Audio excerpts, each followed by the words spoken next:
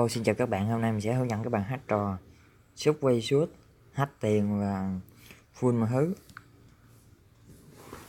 Mình đang vào trò chơi.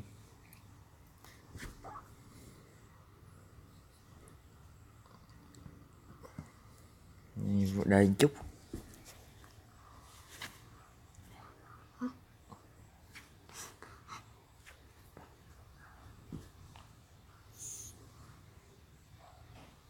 Và hát bất tử luôn, không bao giờ chết.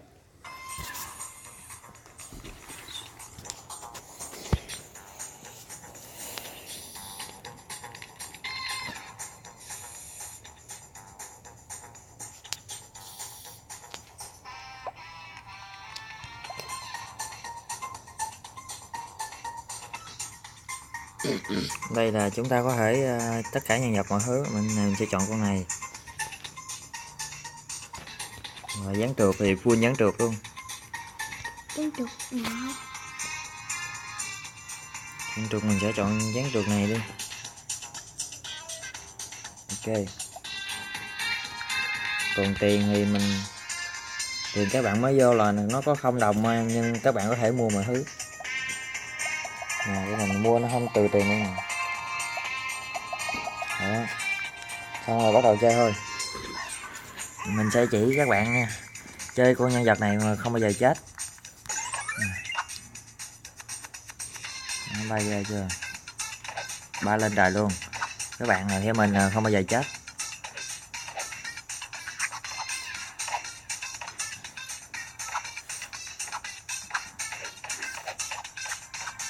Ba lên tới trời luôn. Chết chưa?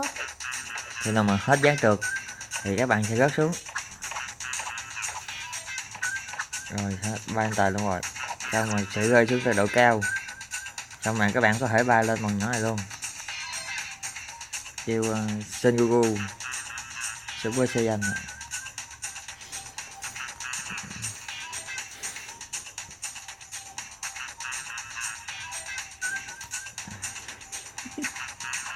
Nó cười quá, các bạn có thể cái gì đâu. Bay lên cao hơn nữa.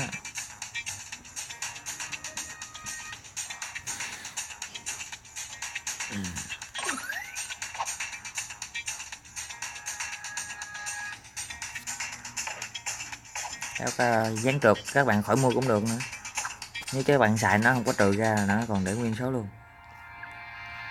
Đó, mình đang bay lên trời luôn, nóc nhà luôn. Chơi gì là các bạn không về chết. Các bạn có thể đăng nhập Facebook vô đặng lấy tớp.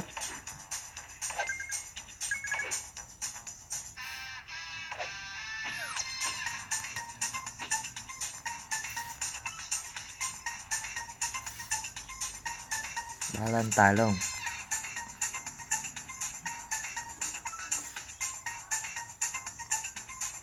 Nó xuống độ cao.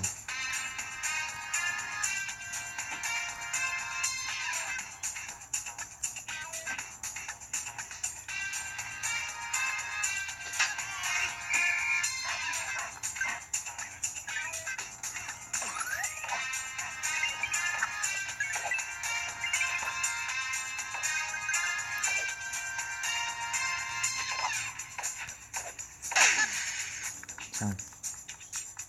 Các bạn không cần nhảy trượt, các bạn cũng chơi được nữa. Này nhảy cao lắm.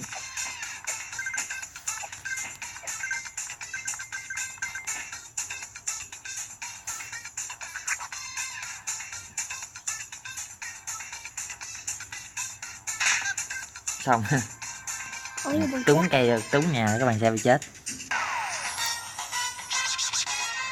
Cảm ơn các bạn đã theo dõi video. Link trò chơi mình có để dưới phần mô tả.